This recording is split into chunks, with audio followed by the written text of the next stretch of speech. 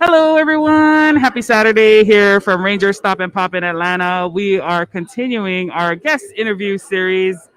And today we have with us Mr. David Fielding.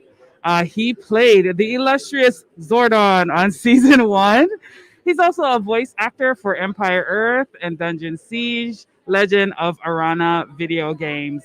So today we have with us our special guest co-host, Nakia, and she's gonna get us started here. Ooh, hold on now.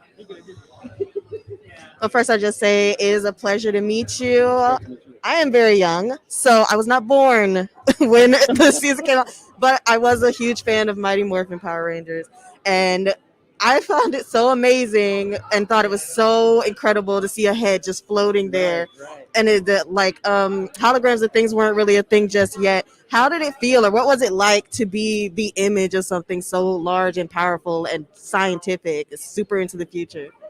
Well, I mean, at the time, it didn't seem like anything that special. I mean, it was just something. It was just a job that I got. It was very interesting to see how they were going to create the character because they didn't have motion capture like they do today.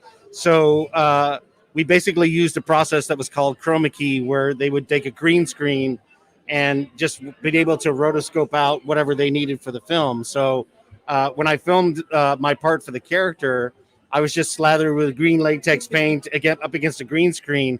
So the only thing that was showing up was my head. And I think the inspiration from the character, part of it might have come from The Wizard of Oz, where there was just like this big giant head.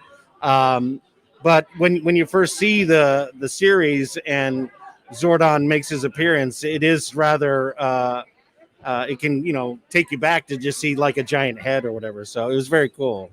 I agree. It's very cool. I love that literally we could figure out anything at that time. Now it's so easy that we don't think twice about the special effects that we see on TV today. So you really were a pioneer of the time, and we appreciate you for that. Now, your story, or Zordon's story, is that he used to be a Red Power Ranger. Is that correct? Well, that was what was implied in the 2017 movie. I know that they've gone sort of like in a different direction with the comic books from Boom Studios, where he was part of a warrior cast for the planet of Eltar. But I do like the idea that at some point Zordon was on the front lines doing some of the same things that the Power Rangers did on Earth. So that's very cool. That is, I get it. We see it a lot with the Power Rangers, like with the Green Ranger and certain things. They're one person, they become a whole different person. And we have so many different versions of Power Rangers now. I don't even know how many at this point. I swear there was a new Power Ranger series that came out recently. How do you feel about the new iterations and versions and universes and fights that we have for Power Rangers today? It's amazing to me that the characters have captured so much of the pop culture zeitgeist and the imaginations of other generations rather than the one that was watching it when we were on the show. The longevity of the show and the characters, I think, touches somebody. It goes all the way back to like ancient mythology, how those characters, their stories were told over and over and over for generations and generations. And that's sort of what's happening with Power Rangers today. And because they're still making the Sentai series in Japan, there's still going to be a slew of stories to be told with the Rangers and the morphing grid. And, it's very exciting to see what they're going to do in the future with it. It is very exciting and obviously very huge. We're here at RangerStop right now, an entire con built around the Power Rangers universe. Now, I don't see a lot of Sentai specifically things here, but we do all mostly know where Power Rangers came from. Have you ever watched Sentai yourself? I've watched a few of them. I don't have access to some of the original shows. I mean, I'm not a collector myself, so I haven't bought a lot of the original Sentai DVDs, but I've met the actors that were on the show that we were a part of, the Zoo Ranger. I've met those are wonderful people, and so it's amazing that something started halfway around the world that was brought to the States and created a new life for it. It's just amazing how much we have in common, and how much we cross over and share stuff amongst one another. So yet another positive thing that the Rangers have done. So I agree. I love Sentai. I think it's so cool, and especially seeing the comparisons and relations. It just makes you feel like we really can span across the world with this thing. These suits, these powers, things like that. Speaking of suits and powers, and you have a lot of other work with things like supernatural and scientific robot type things. What are some of your favorite other things that you've worked on?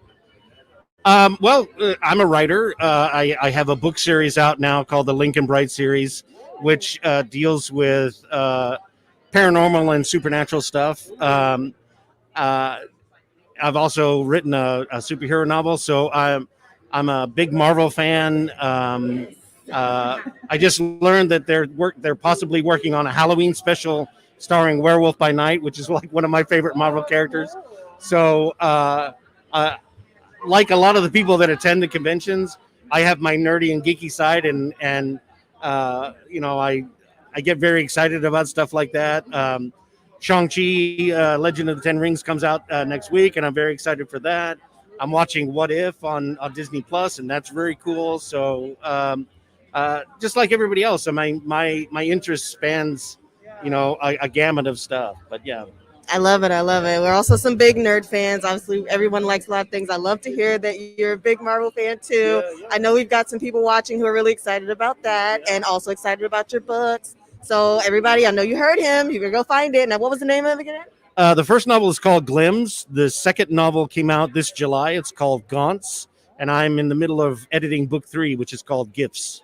I was just about to ask you what you're getting into next. Aside from writing, what else are you getting into in your future? That's pretty much it. I mean, writing it takes up a lot of my time. So I do take a break every now and then and play video games on my PlayStation. So just like everybody else, I do what I do can get by. I mean, we're still stuck at home because of COVID and all that stuff. So just trying to get by like everybody else. It is a great time right now during the pandemic and all the uncertainty and social distancing to get kind of your artwork done and get everything in there. It's the best time to work because once everyone gets running around again, more cons, you're going to need to get in there and get your Marvel merch. So I'm so happy that you came to talk with us today. I have one more question for you. Who or what is your favorite Power Ranger character? I'm gonna give you a very Zordon answer. I really can't choose a favorite Ranger. They're all so great. They all have their unique place in the pantheon of different Rangers. So I really don't have a favorite. I mean, I identify with Billy simply because, like him, I wore glasses in school. I was really kind of nerdy. My favorite dinosaur was the Triceratops. So I kind of identify with Billy, but I don't have a favorite Ranger. My favorite villain is Goldar. I love just the design of him, and Doggy Kruger from SPD. I love his suit. The Magnet Defender is very cool looking. But I think all of the Rangers are fantastic, and they all have their rightful place. So I really don't have a favorite Ranger. Fantastic answer. I love it. Also, SPD did have some really great. did have some really great outfits. I do have to say that. I went back to Power Rangers because of SPD. I had to see it. So one more question. A lot of the viewers of our podcast, they are fans just like we are, but they're also creative. So given your extensive experience in both acting and creative pursuits, what are 2 important tips that you would have for young aspiring actors looking to break into the field? First of all, if you're doing it because you are compelled to do it, if you can't think of any other way to express yourself, that's something you need to nurture and be protective of. If you go into it because you want to get famous or to get rich, that's really not the best motivation for you. Right. Because what that's going to lead to is a great amount of disappointment right at the beginning.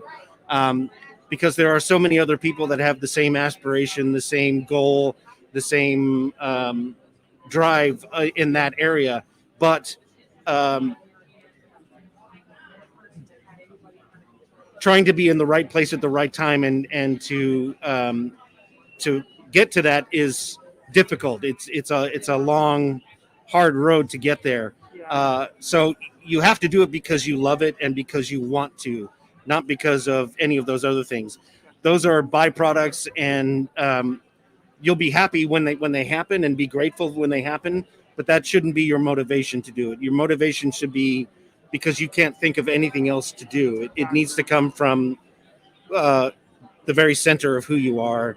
And the second thing is to ignore the negative stuff that happens. Ignore if you get rejected for a certain role or a certain like if you're writing a screenplay or a book, or if you're creating visual art or whatever, you're going to have people reject it and say, no, that's not right, or this doesn't work. And to take that and say, okay, well, that's fine. And then build on that and just keep doing it step by step. If you're a writer, you have to write. You have to put the words on the page, and just like any other muscle, it's going to get stronger and it's going to get better every time you use it. So use it every day, work on it every day, and ignore the haters, ignore the rejections, learn from them, and use what you can to build your art. But the main thing is do it because you love it and for no other reason other than that. So that's great advice. Thank you so much for that. Yeah. We really appreciate you here on the Moana Nui podcast. We wish you the best of luck with your books, the next one in the series. And if you'd ever like to come back on the show and talk to our fans about what you're doing, we would love to have you back. Okay, perfect. All righty. Thank you so much, and enjoy the rest of the show. Right. Take care.